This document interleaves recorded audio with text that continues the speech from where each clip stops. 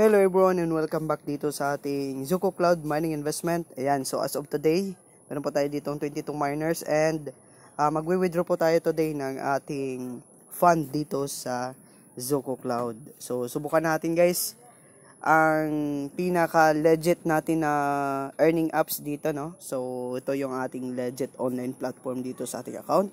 And of course, as of today, papakita ko sa inyo dito yung 140 natin na i-withdraw. Then dito na part guys, i-enter po natin dito yung password natin. Okay, then pagkatapos natin ma-enter yung password natin, click natin yung withdraw. So as of today, kung makikita nyo, meron po tayo dito ang successful, I think, processing withdrawal pa lang. So ayan, 114 yung processing natin.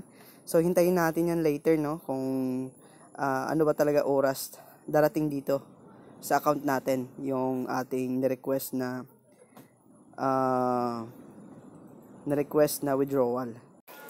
So hello guys, ito na yung second video natin regarding dito sa ating withdrawal. Then as of today, so andito na po yung ating na-release na po yung ating withdrawal kanina. So na-approve na po siya guys, no? So silipin natin dito sa ating wallet. Kung makikita po natin, may pumasok po tayo dito na $1.81. So dito sa part na to is and po, 114, nag-success na po yung withdrawal. And of course, dito, pupuntahan natin yung ating GCash. Okay, so, I think mga more or less 5,000 plus yung kanina, yung withdraw natin. 5,800 yata yun siya. So, ayan, so, medyo konti yung balance natin kanina dito. Silipin natin sa transaction, ayan siya.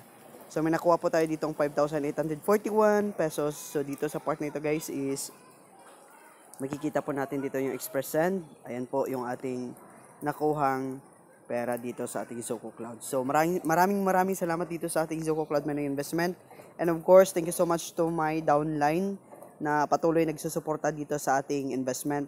I hope you guys na ganito din yung mga withdrawal transaction ninyo, no? Mabilis lang ma-approve. Then kung may mga any concerns kayo regarding sa withdrawal ninyo, so PM nyo lamang po ako guys kasi andito po ako na mag-assist sa inyo regarding po sa mga withdrawals natin. So maraming salamat po.